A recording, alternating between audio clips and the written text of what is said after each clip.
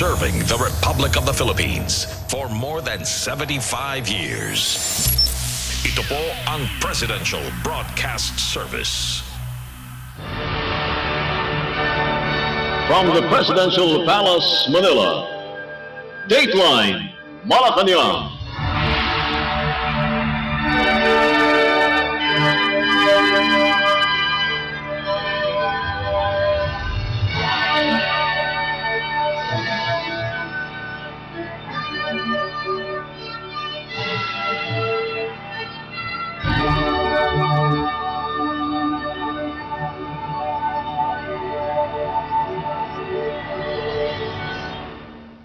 Good day, this is Dateline Malacañang. Here are today's Palace top stories. In fulfillment of the government's thrust to address the gaps and challenges in the agriculture sector as well as to strengthen food security, President Ferdinand R. Marcos Jr. on Tuesday continued the distribution of confiscated smuggled rice to beneficiaries of the Department of Social Welfare and Development's or DSWD's Pantawid Pamilyang Pilipino program or 4Ps in the city of Manila. During the event, around 1,000 of sacks of rice were distributed to 4Ps beneficiaries under Level 1 or Survival, Level 2 or Subsistence, and Level 3 or Self-Sufficient. The said sacks of rice came from the smuggled rice worth 42 million pesos seized by the Bureau of Customs or BOC during its warehouse raid in Zamboanga City this September. Recent reports from the BOC stated that 31.5 billion pesos worth of smuggled goods have been forfeited as of date, which is said to be the highest ever recorded by the agency. Out of this amount, 3.3 billion pesos have been accounted for as smuggled agricultural products. The BOC has said it remains relentless in its inspection of warehouses suspected of hoarding and storing smuggled rice pursuant to Executive Order or EO number 39 series of 2023 or the imposition of mandated price ceilings on rice. Let's listen to the speech of President Marcos during the event.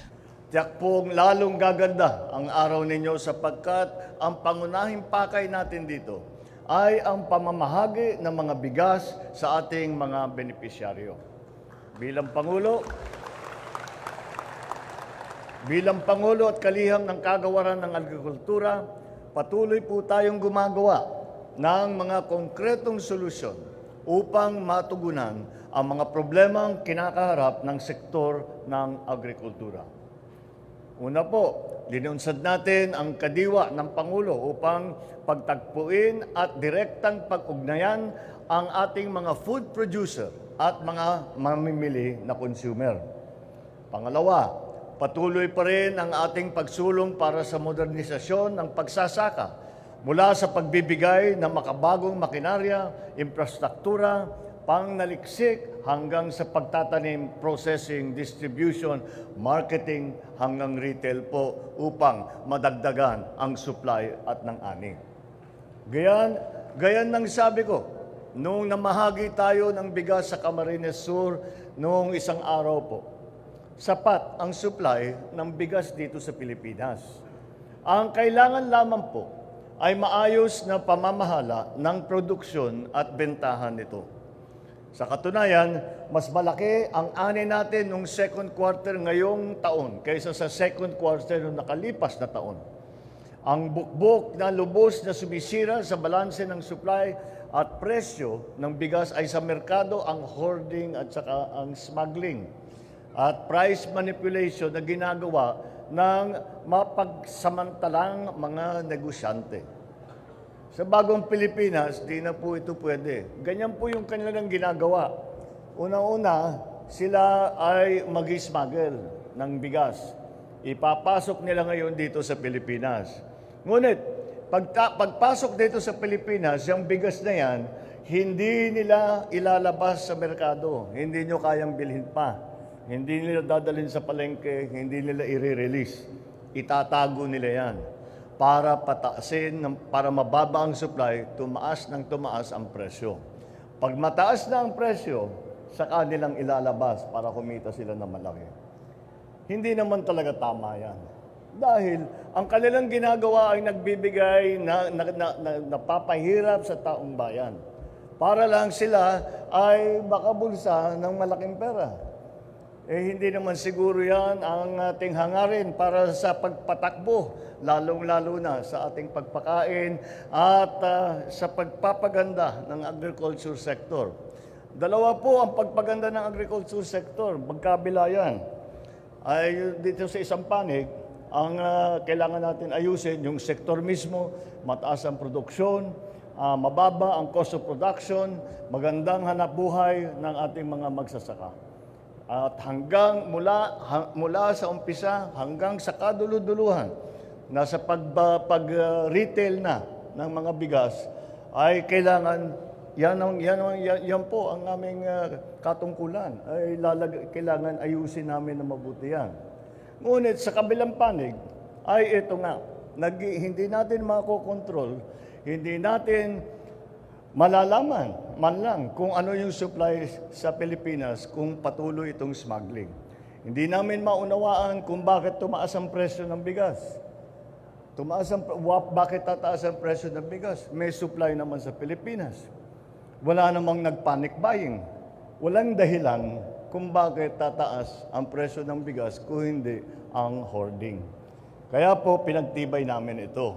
At kaya inaatasan ko ang lahat ng mga opisyal, mga otoridad, at mga ahensya na higpitan ng husto ang papatupad ng pulisiya at batas hinggil sa issue ng bigas. Ay minabuti na nating ibigay sa mga mamamayan. Dumaan po ito sa tamang proseso ng investigasyon, pagkumpiska at inspeksyon upang matiyak na ito ay ligtas na ipamahagi sa nangangailangan. Magsisilbing babala rin po ito sa lahat ng mga smuggler at mga hoarder na ang bigas sa bansa ay ating babantayan. Sa bagong Pilipinas, bawal ang smuggler, bawal ang hoarder, at bawal din ang mga mapang-abuso na mapagsamantala sa ating bayan. Asahan po ninyo na hindi kami titigil sa patuloy na pagbuwag sa mga smuggler at hoarder na nagpapahirap sa taong bayan. Alam ko pong magiging mahirap ang labang ito dahil matagal na silang namamayapag sa kalakaran. Ngunit desidido po ako na buong puwersa ng pamahalaan na matigil na ang mga illegal na operasyong ito.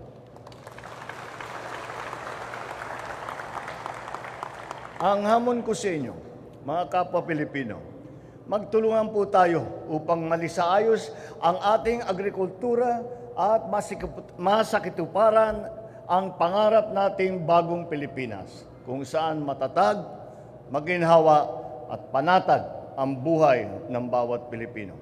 Sa ating pagkakaisa, tiyak na anumang hamon ay kakayanin at anumang pangarap ay matutupad, basta't para sa sambayan ng Pilipino at para sa Pilipino. You just heard President Ferdinand R. Marcos Jr. during the distribution of confiscated smuggled rice to beneficiaries of the DSWD's 4Ps in the city of Manila. Dateline Malacañang.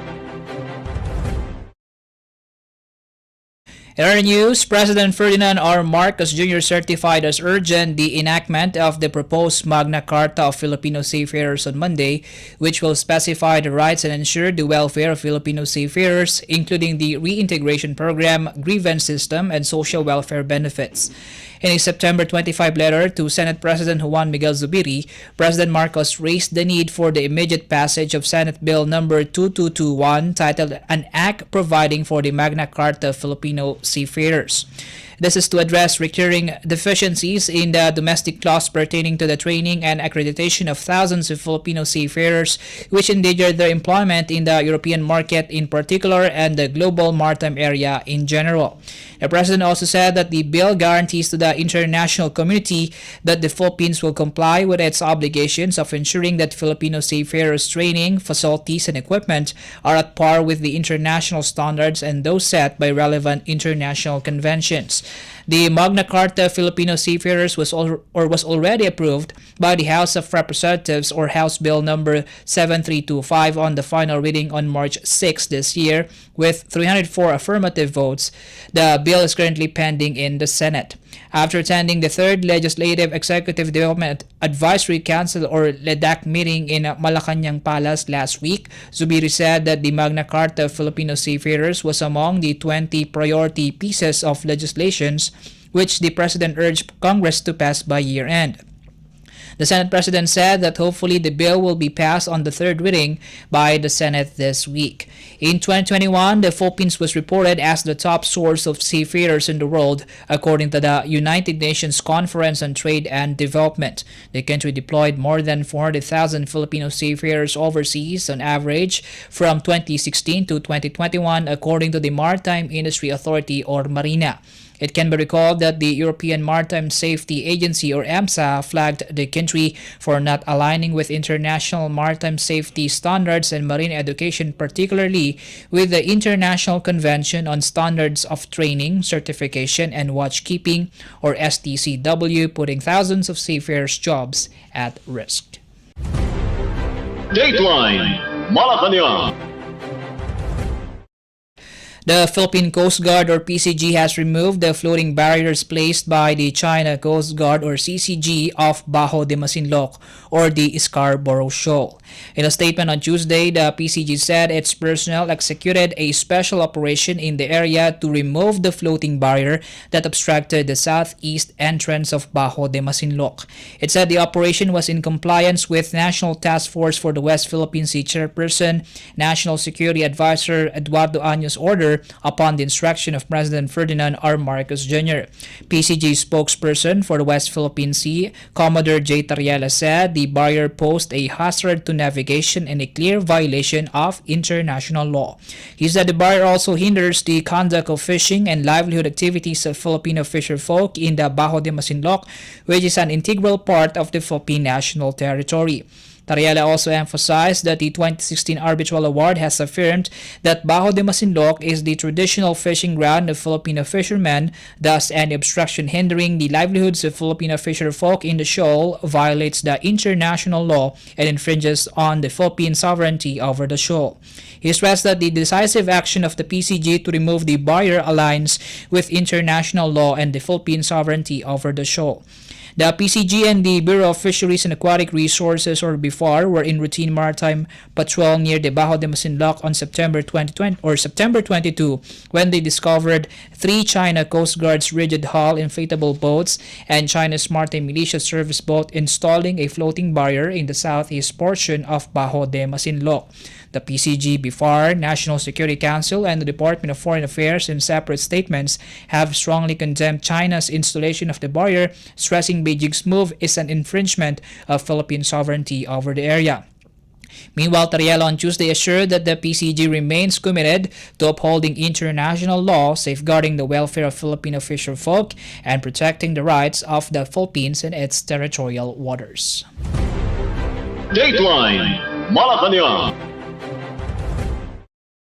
The Department of Transportation, or DOTR, on Monday signed 2 agreements with other government agencies and private partners to start and fast-track the Epifanio de los Santos Avenue, or EDSA Greenways project. DOTR Secretary Jaime Bautista signed a Memorandum of Understanding, or MOU, and a Memorandum of Agreement, or MOA, with the Department of Labor and Employment, Philippine National Police, or PNP, PLDT Smart, Eastern Telecommunications, and Converge. The project, funded in part by the Asian Development Bank, or ADB, is the country's first pedestrian-centered road infrastructure that aims to construct and improve the area's existing walkways and enhance accessibility.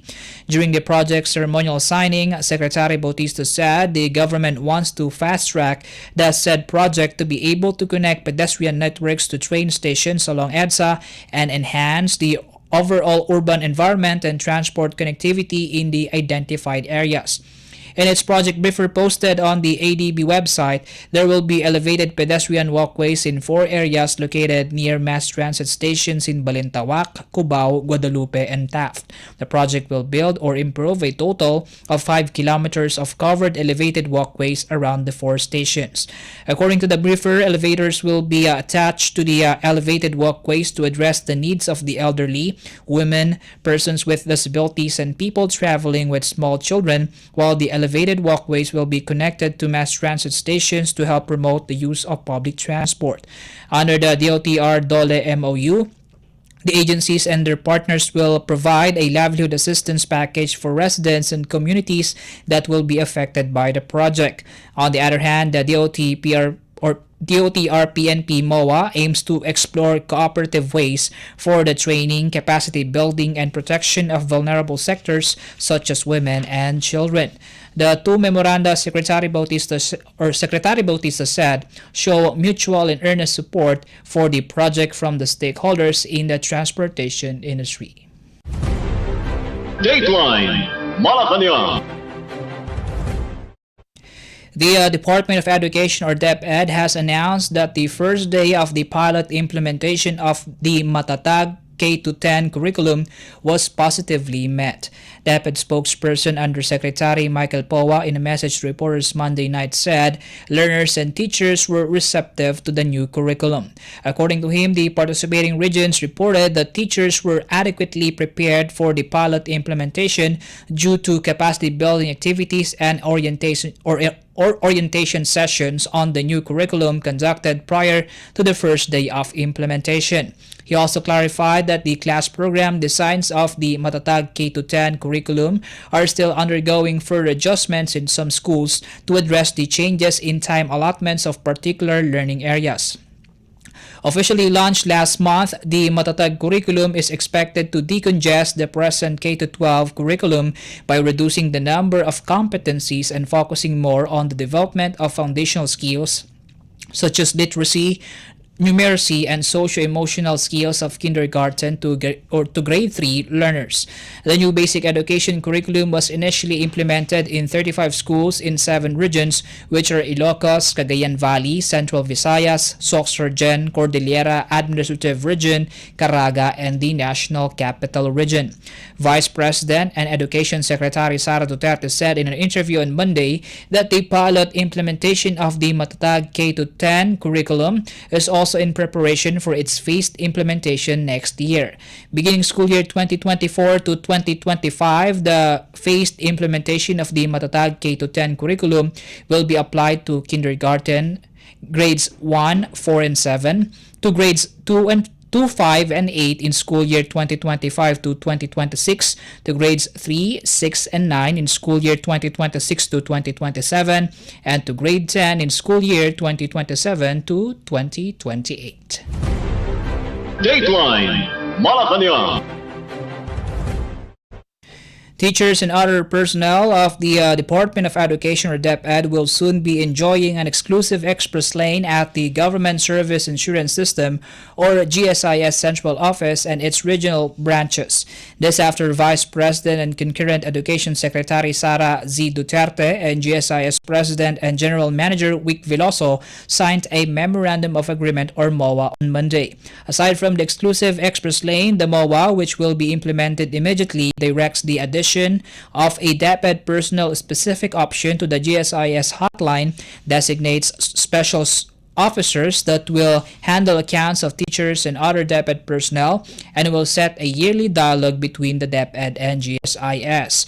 During the signing ceremony held at the GSIS head office in Pasay City, Vice President Duterte expressed the appreciation of the Education Department for the exclusive express lane that she said would give the ultimate customer experience for their teaching and non-teaching personnel. She noted that the DepEd composed more than half of the entire GSIS membership, which is why they are passionate about pursuing dialogues and coming up with solutions to the problems that they see at the school level.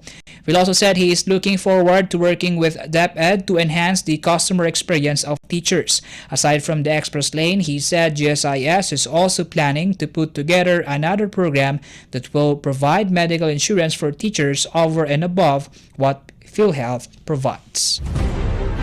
Dateline Malacañang. Bangko Sentral ng Pilipinas or BSP's Policy Making Monetary Board or MB has disqualified a Tagaytay-based foreign exchange company for operating unregistered. In a statement on Monday, the central bank identified the erring player as Riben Foreign Exchange, which is a branch at Olivares Plaza, San Jose in Tagaytay City, Cavite. It said the money exchange entity and any sole proprietorship owned or controlled by the owner-operator is now disqualified to register with the central bank and or obtaining a license with the BSP to engage in any activity that is authorized or supervised by the BSP for operating as MSB or money service business without prior BSP registration.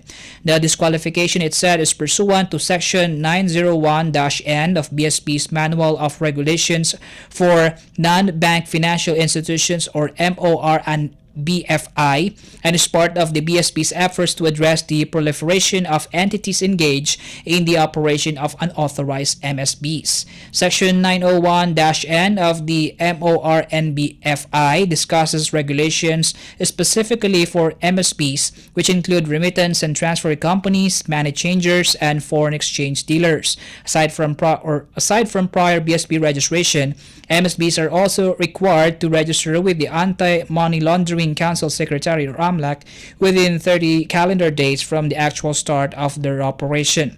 Failure to register shall result in the automatic cancellation of the Bangko Sentral registration as remittance and transfer companies, money changers, or foreign exchange dealers. Dateline Malacañang. The National Bureau of Investigation or NBI on Monday formally received equipment donated by the Federal Republic of Germany for the agency's anti-human trafficking operations in ceremonies held at the agency's office in Quezon City. NBI Director Merdardo de Lemos and German Ambassador to Manila Dr. Andreas Michael Pafernschke witnessed the turnover of various equipment donated by the German Federal Criminal Police Liaison Office. This includes a Hyundai van, laptop computers, shirt vest, tactical lights, camera lens, body cams, drone with remote control, electric scooters, binoculars, heavy-duty bolt cutter, aluminum ladder, battering ram, mini GPS trackers, wireless Wi-Fi mini cameras, wireless Wi-Fi mini camera bottle, and wallet cameras. The donation was part of the commitment of Germany, particularly the German Federal Criminal Police Liaison Office, to improve police cooperation worldwide by providing assistance to police partners through projects related to Police Development Assistance or PAH. De Lemos expressed his deepest gratitude to Ambassador Pafernschke, Ulrich Gunlach of the German Federal Criminal Police Liaison Office, and Alexander Schmidt, First Secretary for Political Affairs, for the donation. Dateline Malacañang.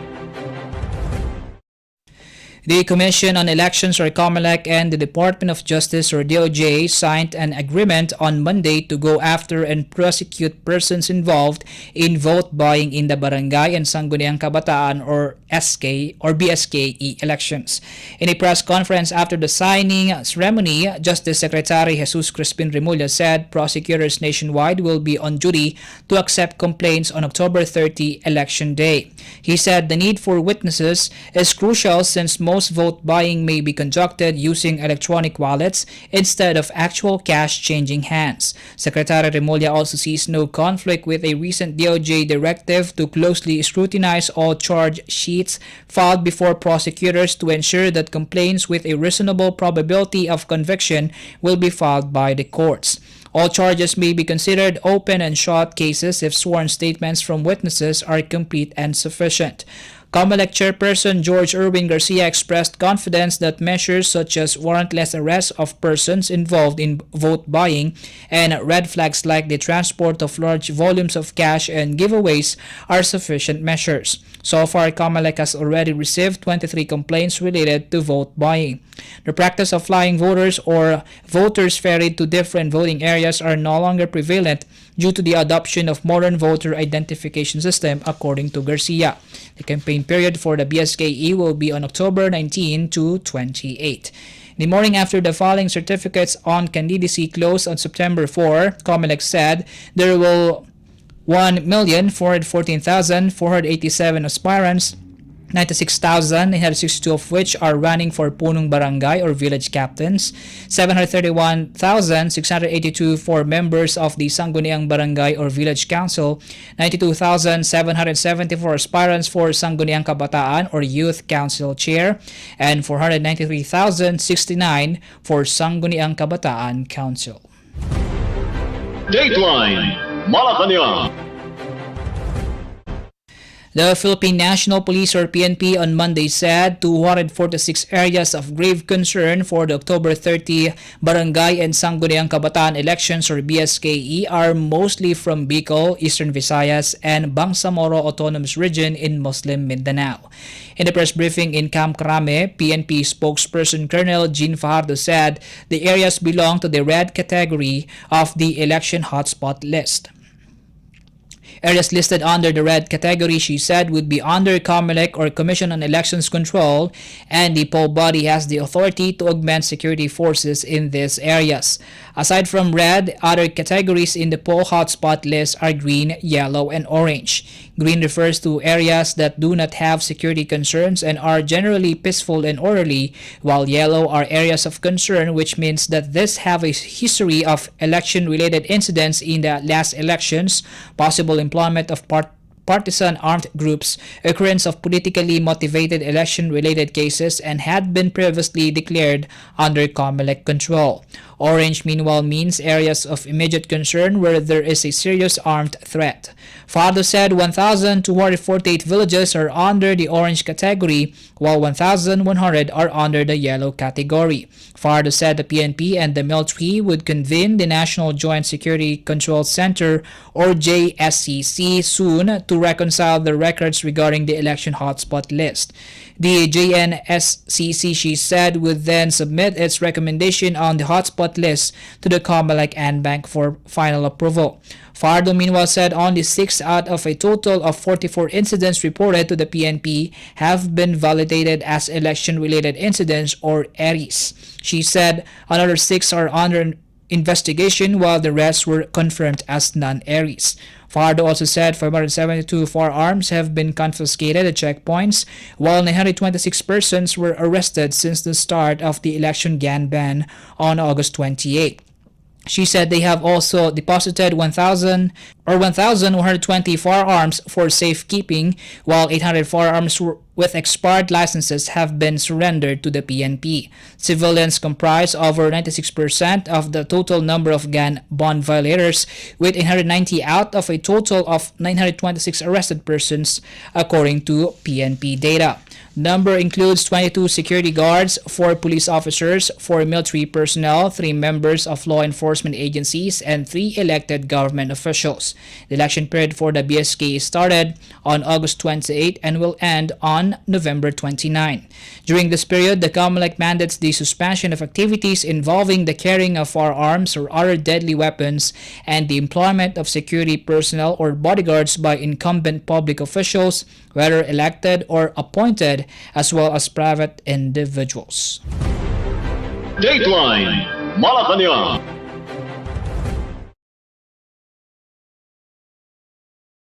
Deportation of 75 Chinese nationals suspected of being in a syndicate engaging in love and cryptocurrency scams targeting Westerners.